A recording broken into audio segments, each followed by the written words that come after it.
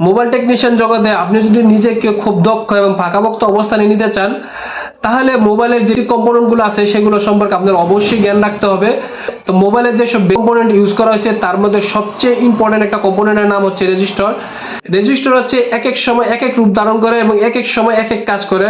তো কোন রূপের কি কাজ এবং কোন রেজিস্টর কিভাবে কাজ করে সেটাই কিন্তু আজকে আমরা এই ভিডিওর মাধ্যমে জানার চেষ্টা করব।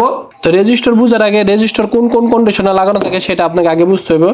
তো রেজিস্টরের কন্ডিশন বোঝার আগে আপনাকে বুঝতে হবে সিরিজ এবং প্যারালাল। সিরিজ হচ্ছে যখন একটা লাইনের সাথে একটা রেজিস্টর লাগানো থাকে এবং রেজিস্টরের দুটো টার্মিনাল পজিটিভ লাইনের সাথে থাকে তখন হচ্ছে এটা সিরিজ।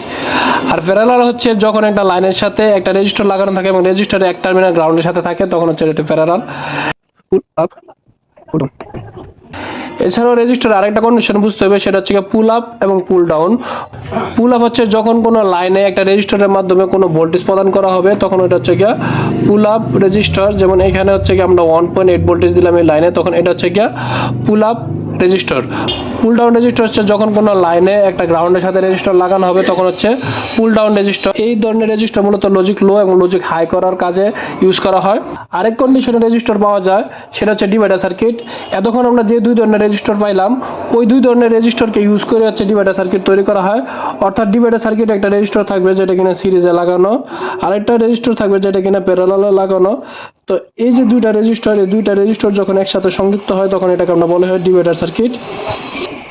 ডিভাইডার সার্কিট মূলত হচ্ছে কি আপনার যে ইনপুট ভোল্টেজ, এই ইনপুট ভোল্টেজটাকে ভাগ করার কাজই করে। অর্থাৎ ডিভাইড মানে হচ্ছে ভাগ করা। তো আশা করি আমরা রেজিস্টারে যে যে কন্ডিশন নিয়ে আলোচনা করেছি সেগুলো আপনারা বুঝতে পেরেছেন। সবাইকে ধন্যবাদ। আসসালামু আলাইকুম।